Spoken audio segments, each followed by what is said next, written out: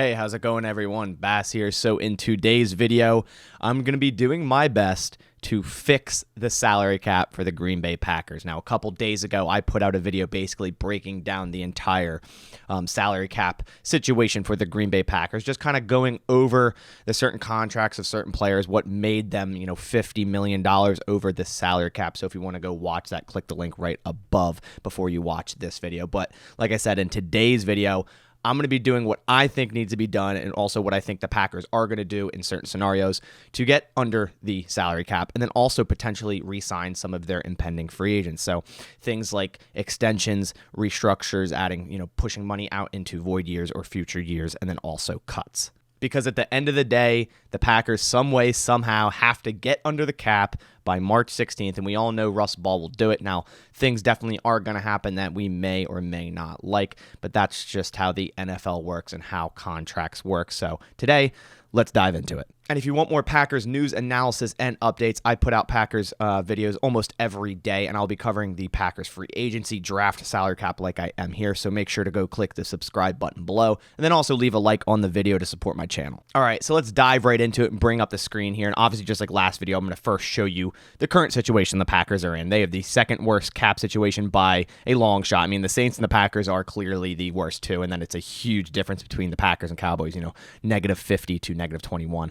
But the Packers are $50 million over the salary cap, 50.79 to be exact, and then 53.9 effective, meaning if they had 51 players on the roster. So like I said before, by March 16th, they need to be at least at zero or $1 over or whatever. Or some bad things will start to happen, fines, lost draft picks. It's bad. And then here we have all the current players under contract for the Green Bay Packers in 2022. Now, the people that have $0 here on the base salary, Kevin King, Robert Tunion, Devante Campbell, and Shannon Sullivan, they're not on the roster for 2022. The only reason they're sitting here is because the Packers added void years and are pretty much paying them to not be on the team this year. That's how they got under the cap last year, just pushing money out further into void years. This is where doing things like that can hurt you, but that's why they're still here. And then, of course, on the right here, we do have our impending free agents. And like I said in my previous two videos, we've used this website, so this should all look pretty familiar to you. So in the first part of this, to fixing the Green Bay Packers salary cap, getting them under the cap, clearing $50 million and potentially more to re-sign some of these free agents, I think the first thing I'm going to go down is to extend certain players. Now, the first one that comes to mind here is definitely Jaire Alexander. He's on the fifth-year option of his rookie deal, which is $13.2 million cap hit number. And if you look at his contract alone, as you can see here, that's the fifth-year option.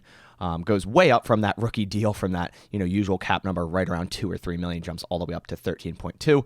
But that's just the number for the fifth-year option for cornerbacks with a certain amount of play time. So I think the Packers definitely extend him this year, right before the start of the new league year, 4 or 5 year extension. So we're going to go ahead and click extend and renegotiate, or pretty much just extend and get this deal done to what I think is a good representation of what it will be. And if we bring up the quick contract I made for Jaire Alexander, like I said, a 5-year extension, kind of along the lines with Jalen Ramsey, Marshawn Lattimore, and Marlon Humphrey. When they are around his age, they all got 4 or 5 year deals.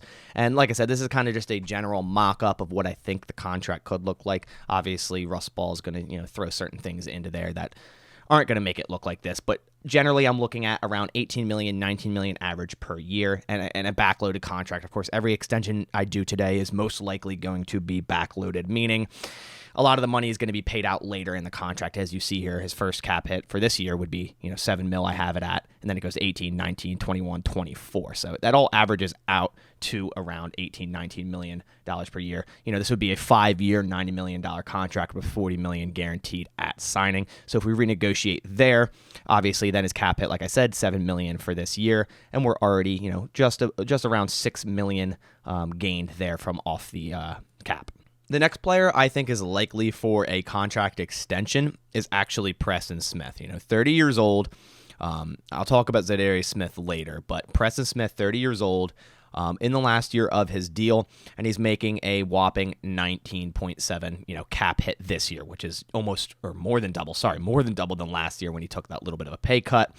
I don't believe Preston Smith, one way or the other, will be playing on the Green Bay Packers at $19 million for a cap hit. And honestly, being only 29, 30 years old, an extension, a 2-year, 3-year extension for Preston Smith is probably on the table here. He had a really good year playing next to Rashawn Gary. Him and Rashawn Gary had a great year, and I think the Packers definitely want to retain him. So we're going to go ahead and do the extend here and then work on that deal.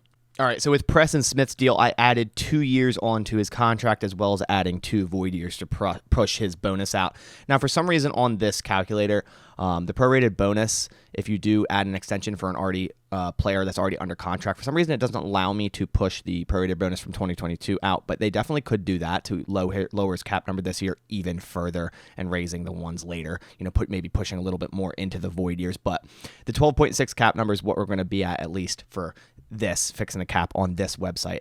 Ideally, like I said, pushing that bonus out to further years would likely happen, but I think around $11 million per year for Preston Smith is a correct valuation for him, similar to Judon and Olivier Vernon at the same age.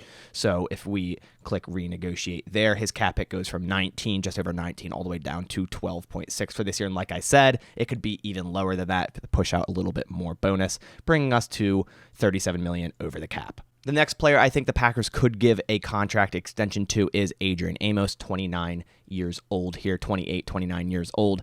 2022 is the last year of his deal, so they could just restructure and push a lot of this bonus out into these 3 void years. That's definitely something the Packers could do if they were to do that, saving $4.7 million. But I think Adrian Amos is a big part of this Packers defense, this Joe Barry defense. He's a team leader, a defensive leader, and I think they should keep him around for another 2 or 3 years. So I'm going to go ahead and work on the deal here, and I think I'm going to add 2 years to his deal all the way through 2024. All right, so the deal I made for Adrian Amos, again, like I said, a 2-year extension on from his contract. So like his 2022 was his last year, adding 23, 24, keeping that last void year there. And same goes, as I said, with Preston Smith.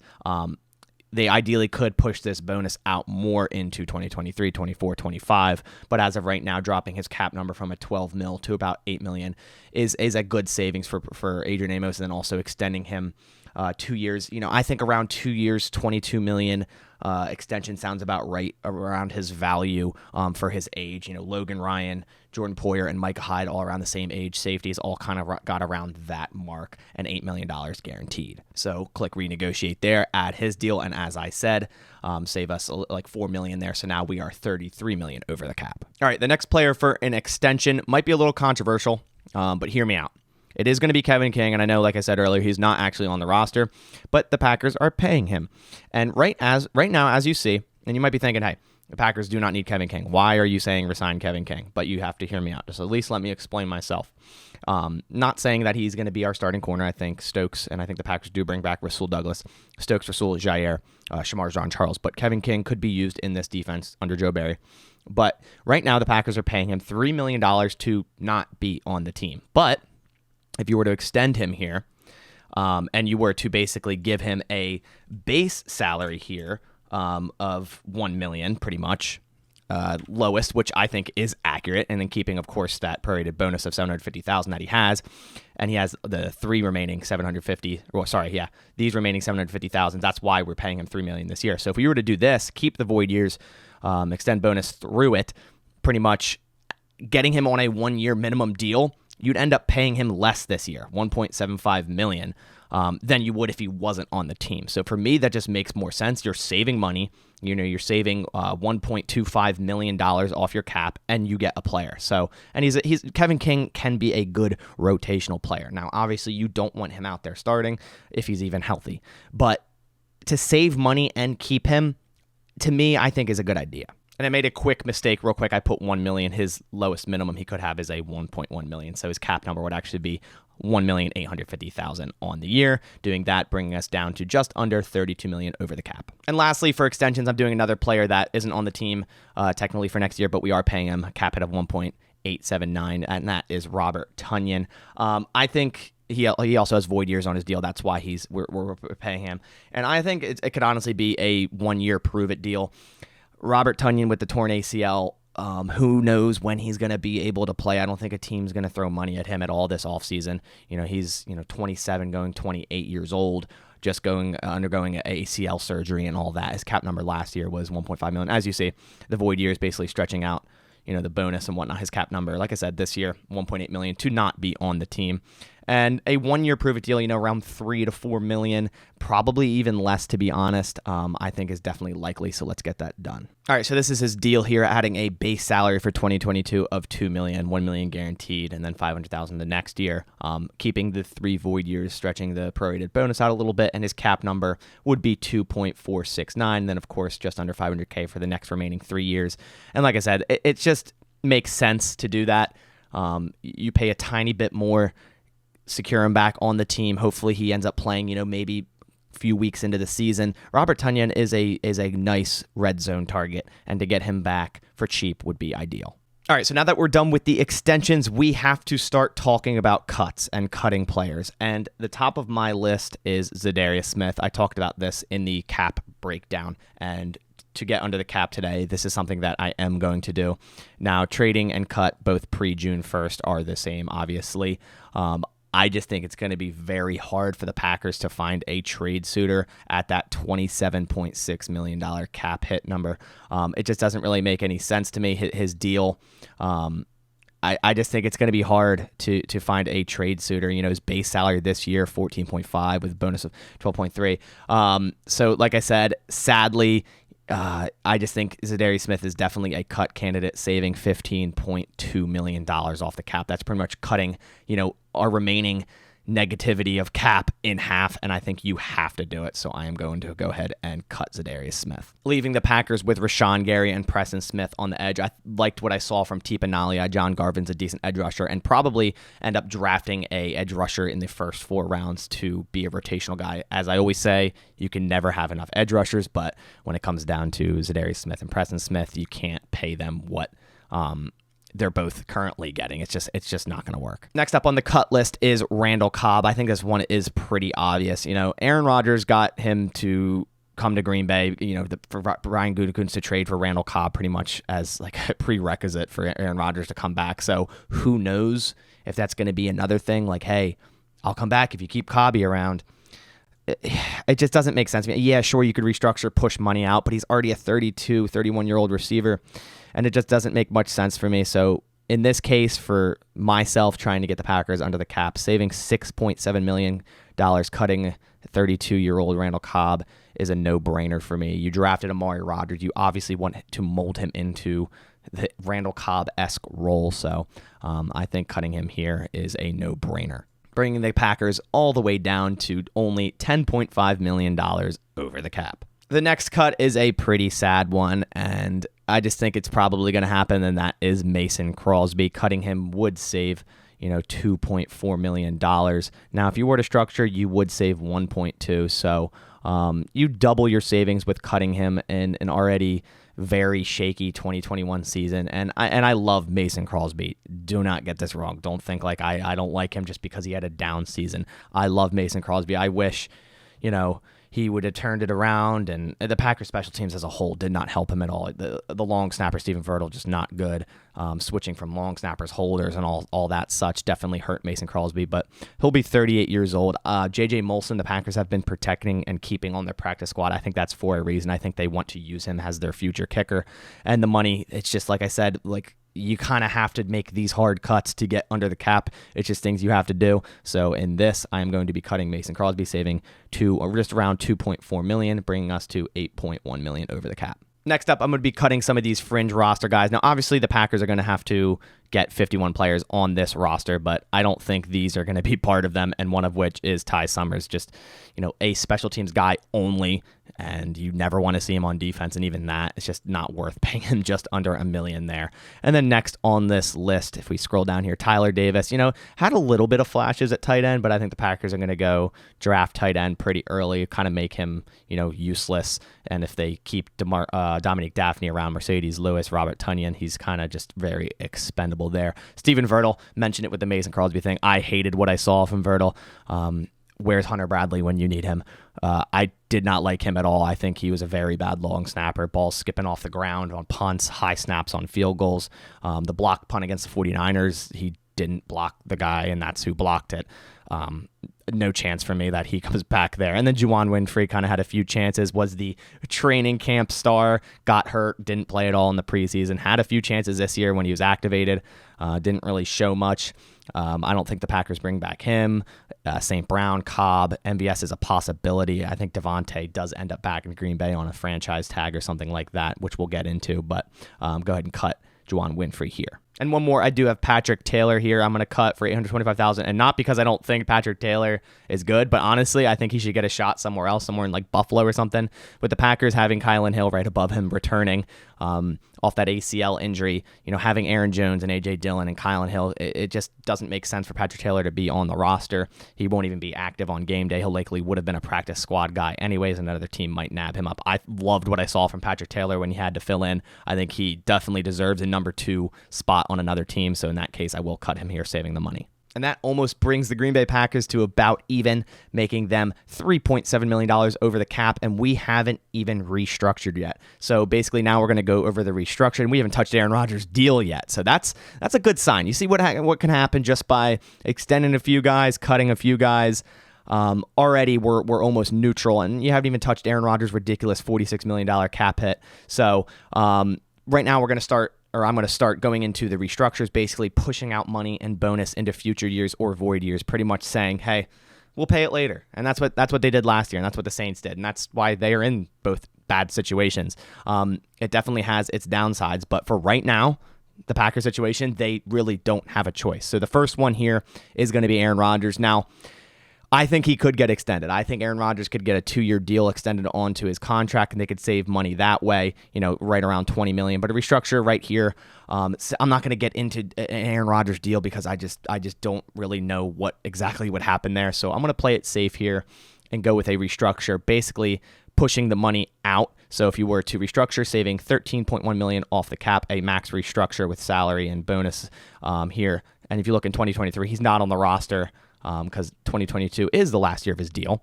But if you were to do the restructure, pushing money out, not on the roster in 2023, still paying him $20 million. Not terrible, but not great. But a lot better for this year at $33 million cap hit rather than that 46. Now for David Bakhtiari, I think he is an easy max restructure. Now, it might not be a max restructure, but a maximum would save $8.1 million. And if you do that a max, the only problem with David Bakhtiari doing a max restructure, you would bring him down to 14 cap hit this year. But if you look at future years, you got $30 million, $34 million. I mean, the 30 plus for the 2023 and 2024, those are quarterback numbers. Those are very high numbers, but at this rate, like I said, worry about it later, I guess, because the Packers can still have another chance at a Super Bowl, and max restructuring David Bakhtiari is their way to do that. And just like that, with restructuring Rodgers' deal and David Bakhtiari's deal, along with everything else we did, the Packers are currently positive $17 million. We're getting into the zone of being able to tag Devante Adams and sign some other guys. And moving on to the third guy here, Kenny Clark, this is probably the easiest max restructure. And I think it will be a max restructure, saving $9.5 million. Kenny Clark, still young in his deal, 26 years old, is signed through 2024. And if you were to max restructure here, which we will do, his cap hit goes down just under $11 million for this year. And then in the next year, it'll be 26.2 and then 26.9. And yeah, so for those 2 years. But honestly, Kenny Clark at $26 million the next 2 years after this, honestly isn't that bad. Like, Kenny Clark is an all-pro defensive lineman, still young. So paying him that much, honestly, I feel like I'm okay with. Now, the next two guys for restructures are going to basically be pushing their money out into their void years. So as you see, Billy Turner here, last year of his deal in 2022, but the Packers added 3 void years. So basically restructuring him here, a max restructure, $3.5 million will be pushed out evenly into those 3 years. His cap number, $9.1 million, max restructure, bringing it down to $5.5 million. I think a no-brainer there. Like I said, pushing money out and paying players later when they're not on your team isn't ideal, but for the Packers' sake, making another run at it, that has to be done. And the same exact thing for Dean Lowry. He also has 3 void years on his deal.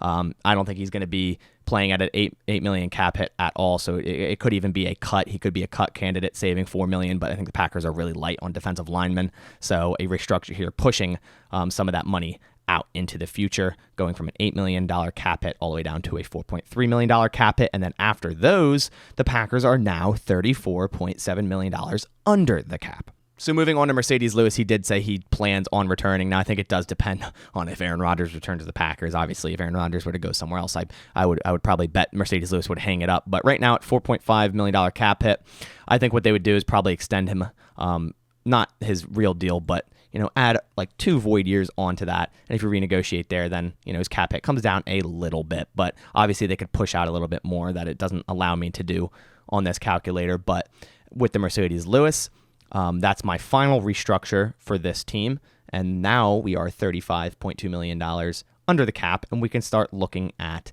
the restricted free agents and the exclusive rights free agents. Now, the only restricted free agent is Allen Lazard, and if you looked at my free agent video, I pretty much said he's going to get a second-round tender. I believe he will, which is a $4 million cap hit, or right under that. So that's a no-brainer to me. I think Chris Barnes, exclusive rights free agent at $895,000, no-brainer. Same with Yosh Nijman. I loved Yosh Nijman this year. Stepped up big time. No-brainer. Dominique Daphne, I think they do bring back there. Also Malik Taylor, probably their best special teamer on a horrible special teams unit. But Hanson, Rivers, Ramsey, Henry Black, not gonna go for here. But that's all the restricted and exclusive rights free agents here. Now moving on to the unrestricted free agents. Now, obviously, the most glaring one here is Devante Adams, and there's some reports saying he wants $30 million annually, which I just don't see is going to happen. I think the Packers would tag him at that rate, which is what I'm going to do here. I'm going to do a franchise tag at a $19.1 million cap hit, which honestly is a good deal for Devante Adams, considering he wants $25 million plus per year. Now, obviously, they could backload that contract and make his cap hit lower than $19 million for this year, but with all the moves we did, that still leaves us with $13 million to sign some other guys. So I'm going to go ahead and franchise tag Devante Adams. And then we're going to go down to Rasul Douglas here. And he basically said he doesn't want much more than what they paid him last year, which was $990,000. So I'm going to work on a deal here, probably a 3-year deal for Rasul Douglas. So for Rasul Douglas, I made a 3-year, $12.5 million deal.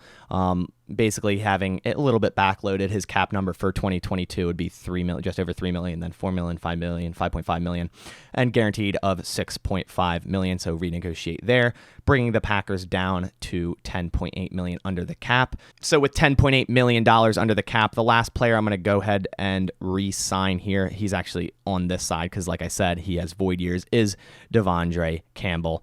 And I think with Devante Campbell, you're looking at a 3-year deal. Now, he is 28, 29 years old, and obviously he did get an all-pro. But, like I said, 28, 29 years old, I don't see him commanding $10+ million per year on the open market. He did wonderful for the Packers. Hopefully they can extend him for a little bit less than that. I see a 3-year, around $19 to $20 million mark, so let's go ahead and do that deal. And before I show you the deal, I will show you from SpotTrack.com, and his market value and valuation is at $6.2 million per year. So, 18.6 over 3 years would be just around that mark. All right, so here with Devante Campbell's deal, like I said, I'm doing 3 years, $19 million. Again, backloaded just like everyone else. So a cap number of $2.8 million for 2022. Then it jumps up to 6.3, then 7.3, keeping 2 void years here. So stretching out the bonus a little bit, that signing bonus of $8 million, guaranteed $10 million. And then in his void years, you'd be paying him 1.6 and 1.8 over those 2 years.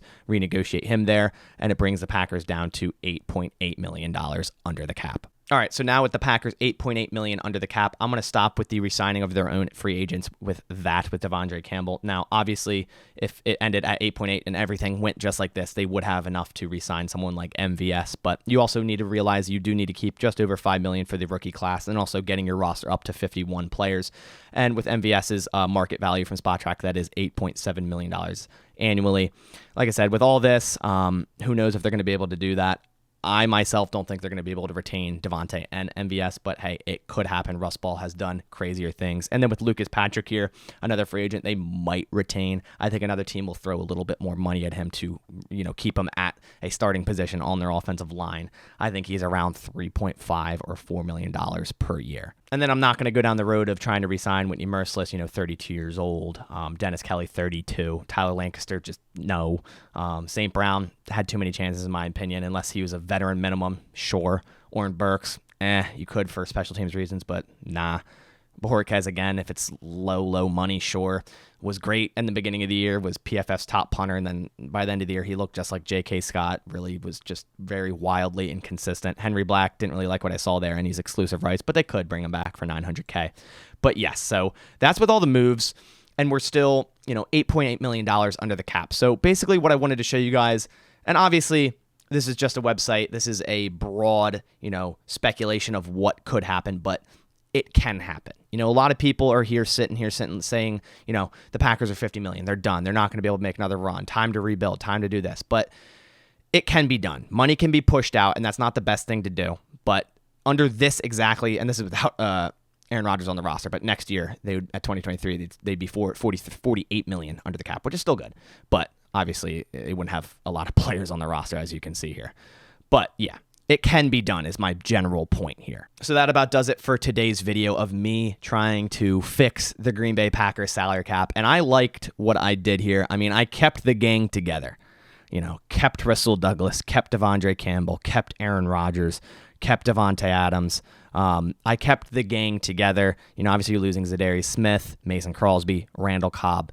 But the generality, the general players that you had last year are returning, and it would allow the Packers to then again make another run at a Super Bowl. But I want to hear your thoughts down in the comments below. What do you think of my getting the Packers under the cap? Did you think I did a good job, bad job, or is there certain players I resigned you wouldn't have, or players I didn't resign that you would have? Leave that down in the comments below. But on that note, I'll catch you on the next one, and as always, go Pack Go.